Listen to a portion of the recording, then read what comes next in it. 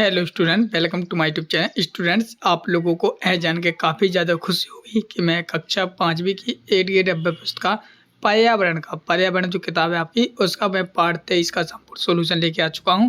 क्योंकि मैंने पार्ट 1 से लेके पार्ट 22 तक का संपूर्ण सोल्यूशन करवा दिया था, तो आप लोगों का कमेंट आ रहा था कि सर इसके आगे को लास्ट पार्ट है जो पार्ट 23, उसका भी वीडियो लाइए। तो मैंने सोचा चलिए इसकी आज की वीडियो में मैं आप लोग सामने पार्ट 23 भी भरवा देता हूँ आपका। ठीक है, तो चलिए शुरू करते हैं। तो जैसा कि आप लोग सब लोग जानते हैं, आपके पार्ट मेरे जो पर्यावरण पुस्तक है आपकी, उसमें 23 पार्ट दिए गए हैं। तो ये आपका लास्ट ही पार्ट है, अंतिम पार्ट है। ठीक है, तो इसको भी भर लीजिए, वो आपकी पूरी पर्यावरण बुक भर चुकी है। तो चलिए शुरू करते हैं। तो जैसा कि आप लोग यहाँ पर देख सकते हो, पार्ट 23 मध्य प्रदेश एवं उसकी संपदा, जो मध्य प्रदेश है उसकी संपदा, इससे ही संबंधित कुछ क्वेश्चन रहेंगे। उन क्वेश्चन के आंसर हमें अपनी बुक में भरना है, नहीं लिखना है। तो जैसा कि आप लोग सब लोग जानते हैं, संपदा बनाएंगे सही विकल्प में 4 ऑप्शन रहेंगे। 4 ऑप्शन से आपको एक को सही करना है। तो यहाँ पर लगा मध्य प्रदेश में सबसे अधिक कौन सी फसल बोई जाती है, तो सभी को पता है मध्य प्रदेश में सर्वप्रथम गेहूं और सोयाबीन सबसे ज़्यादा बोया जाता है। तो इस पर दूसरे वाले पे आपको राइट का चिन्ह लगा देना है, यहाँ पर गेहूं और सोयाबीन लिख देना है। दूसरा, राष्ट्रीय उद्यान में आय का साधन होता है। जो राष्ट्रीय उद्यान होते हैं इसमें आय का साधन क्या है, तो इसमें आ जाएगा वहाँ आने वाले पर्यटक। तो दूसरे वाले पर राइट का चिन्ह लगा देना। और यहाँ पर ये आप नीचे उत्तर में इसको आपको सेम टू सेम जे वाला है ना, जी आपको सेम टू सेम यहाँ पर लिख देना है। अगला क्वेश्चन है क्वेश्चन 7, जिसमें लगा है किस खनिज से पेंसिल की लीड एवं स्टेल बनाती है, तो ये हुआ है ग्रेफाइट। क्या हो जाएगा? ग्रेफाइट। तो ये आपका हो जाएगा सा का पहला।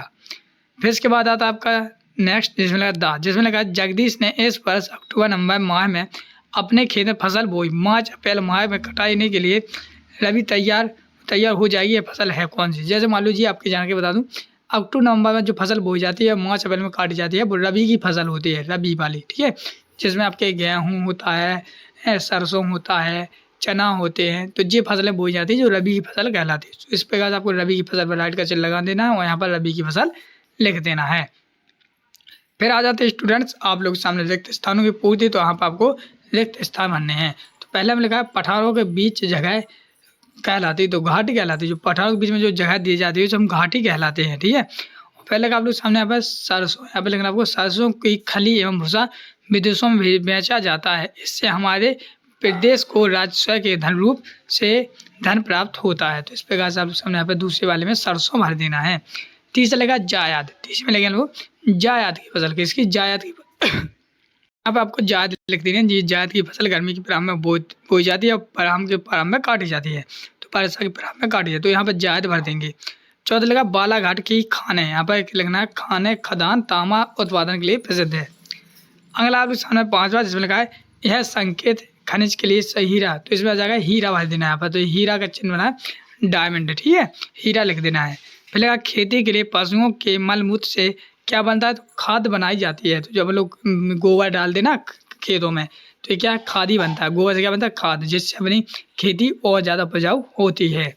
इसी प्रकार से बढ़ते नेक्स्ट क्वेश्चन। तो स्टूडेंट नेक्स्ट क्वेश्चन वे और हैं आपके अति लघु प्रश्न। क्या? अति लघु प्रश्न। अति लघु प्रश्न आप लोग सभी लोग जानते हैं छोटे होते हैं, तो इनके प्रश्न के उत्तर भी छोटे होंगे। प्रश्न लगा दिए गए चित्र को पहचान कर उसका नाम लिखिए तथा यह कहाँ पर किस राज्य में स्थित है, वो भी लिखना है। चलिए इसका आंसर देखते हैं। तो इसका आंसर देखने से पहले मैं यहाँ पे एक आपको खुशखबरी दे दूं। कक्षा 5वीं वाले जितने भी स्टूडेंट इस वीडियो को यहाँ तक देखें, बेटा सभी लोग चैनल को सब्सक्राइब कर लेना। सब्सक्राइब करने से एक फायदा होगा, जिस प्रकार से मैंने आपके सामने पर्यावरण बताई है, इसी प्रकार से मैंने आपकी हिंदी और आपकी गणित और अंग्रेजी, इन चारों विषय पूरे वीडियो बना के डाल दिए। तो अब हमारे चैनल पर जाकर देख भी सकते हो। ठीक है, तो कर लिया चैनल को सब्सक्राइब, चलो अच्छी बात है। तो चलिए अब इसके आंसर दिखा देता हूँ। तो इसका आंसर ये यहाँ पर देखो, इस चित्र को देखो, ये चित्र बनाना, इस चित्र को देखा सब तमाम लोग। तो इस चित्र के बारे में हम आपके जान के बता दूं कि ये इसका नाम है सांची स्तूप। क्या नाम है? सांची स्तूप। तो इस प्रकार वीडियो को रोकें और लिख लें। और ये मध्य प्रदेश में स्थित है। कहाँ पर? मध्य प्रदेश में। अपना कौन सा राज्य है? मध्य प्रदेश। तो अपने ही राज्य में स्थित है। ठीक है। तीसरा लगा किन्हीं दो खाद्य यानी खाद्य फसलों एवं 2 व्यावसायिक फसलों के नाम लिखिए। तो खाद्य फसलें कहलाती हैं जिनसे हम खाते हैं, मतलब कि जैसे गेहूँ हुआ, चावल हुआ, देखा खाद्यान्न वाली फसलें हो गई। और व्यवसायिक फसलें जैसे गन्ना, सोयाबीन, इनसे क्या होता है? इनसे अपना व्यवसाय चलता है। जैसे गन्ना है तो गन्ना से गुड़ बनेगा, गुड़ बिकेगा अपना है। सोयाबीन से तेल निकलता है, तो तेल भी बिकेगा। तो इनसे क्या व्यवसाय हो रहा अपना। तो इस प्रकार से आप लोग इसका भी आंसर लिख लेंगे। फिर आपके सामने यहाँ पे चौथा, जिसमें गाय को दूध को अमृत समान क्यों कहा है? जो गाय का दूध होता है उसे अमृत के समान क्यों कहा गया? तो इसका आंसर लेंगे, इसका आंसर यहाँ से लेंगे क्योंकि गाय का दूध अधिक पाचक एवं लाभदायक होता है। जो गाय का दूध होता है ना, अगर अपन लोग उसे खाते हैं या पीते हैं तो वो लाभ मतलब पाचकदार होता है, उसे अपन लोग पचा सकते हैं। अन्यथा अपन लोग और किसी कोई भैंस का दूध पीता है तो उसे नहीं पचता है ना, तो इस प्रकार से गाय का दूध को हम अमृत कहते हैं। अगला क्वेश्चन है क्वेश्चन आपका 5वां, जिसमें लघु उत्तर प्रश्न है। लघु उत्तर प्रश्न में कहा आपके जिले में उगाई जाने वाली रबी और खरीफ की फसलों की सूची बनाई और तालिका में लिखिए। तो देखो इस तरफ एक नाम ऐसे कर दे, तो इस तरफ देखिए रबी की फसल, इस तरफ खरीफ की फसल। तो यहाँ पर आपके ज़िले का नाम है, तो यहाँ पर मैंने टीकमगढ़ लिख दिया है। तो मेरे ज़िले का नाम है टीकमगढ़, और आपका जो भी ज़िला है तो उसमें आप लोग लिख सकते हैं, कोई निवाड़ी का होगा है, तो कोई अन्य अपने अपने ज़िला का लिखना है। तो यहाँ पर लगा जैसे कि गेहूँ, तो रबी की फसल में क्या है? गेहूँ है, फिर चना है, फिर अलसी है, ठीक है, तो ये रबी की फसल है। और खरीफ की फसल में सोयाबीन, मूंगफली, कपास, तो ये क्या है? खरीफ की फसल है। तो इस प्रकार से आप लोग प्रश्न क्रमांक 5 का आंसर पूरा लिख लेंगे।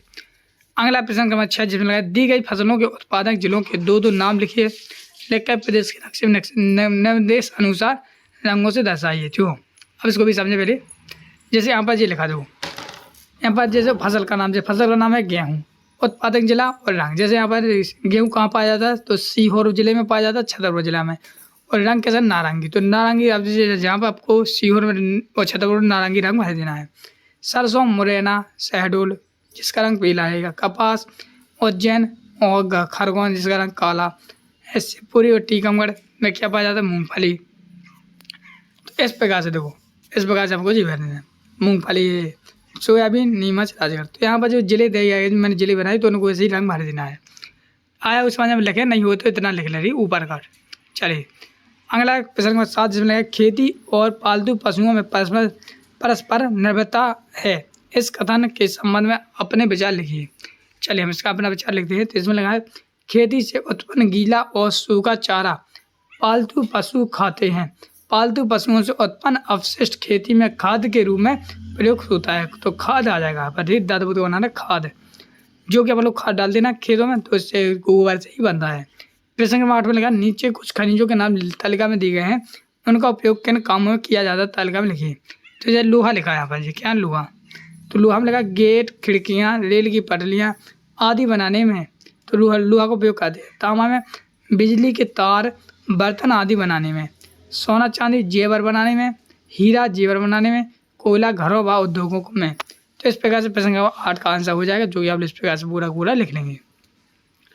अगला प्रश्न है प्रश्न क्रमांक 9, जिसमें लगा दीर्घ उत्तर प्रश्न, जिसमें लगा है चित्र का अवलोकन कर पठार और पर्वत में अंतर बताइए और हमारे प्रदेश में पाए जाने वाले पठारों के नाम लिखिए। अपन का पठार और पर्वत में अंतर बताना है, ठीक है। फिर हम लोग देखेंगे हमारे जिले में कौन से पाए जाते हैं। तो हमारे प्रदेश में तो यहाँ पर लगा पर्वत एक ऊंची नुकीली संरचना होती है, जबकि पठार एक ऊंचा क्षेत्र होता है जो आमतौर पर समतल होता है, ठीक है। और मध्य प्रदेश में पाए जाने वाले पठार का नाम है रीवा पन्ना पठार। तो इस प्रकार से आप लोग पूरा वीडियो को रुक पूरा लिख लेंगे।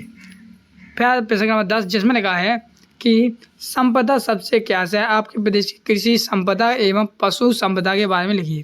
तो लिखना संपदा शब्द से आशय है उस तरह की आय से है जो सीधे प्राप्त हो ना होकर बाजार में खरीदने, बेचने, व्यवसाय करने अथवा दूसरे देशों विदेशों में बेचने के पैटर्न से प्राप्त होता है। तो इस प्रकार से प्रश्न नंबर 10 का आंसर वीडियो को रुक कर लिख लें। चलिए हमको करेंगे प्रोजेक्ट का। अगला मध्य प्रदेश में स्थित 3 राष्ट्रीय उद्यानों के नाम लिखिए। 3 फसलों के 3 खनिजों के 3 पुराने अखबार पत्र का मोबाइल से एक तो बनाइए ना। चलिए इसको छोड़ दीजिए, इसको नहीं करना, बन जाए तो कर लेना, नहीं बनता तो इसको छोड़ दिए। तो स्टूडेंट इस प्रकार से आप लोग सामने कक्षा 5वीं की 8 के डब्बे पुस्तक का मैंने पर्यावरण की पूरी बुक भरवा दी है, ठीक। पूरी पार्ट 23 था तो 23 पार्ट के लिए 23 पार्ट पूरे कंप्लीट करवा दिए। अगर आपका जो भी विषय का रह गया है तो हमें कमेंट करना कि सर इसका ये मतलब कौन सी विषय का रह गया, तो मैं उसका भी वीडियो डालवाऊंगा। और चैनल को सब्सक्राइब कर लेना, वीडियो को लाइक करें, कमेंट करें। मिलते हैं नेक्स्ट वीडियो, तब तक के लिए जय हिंद, जय भारत।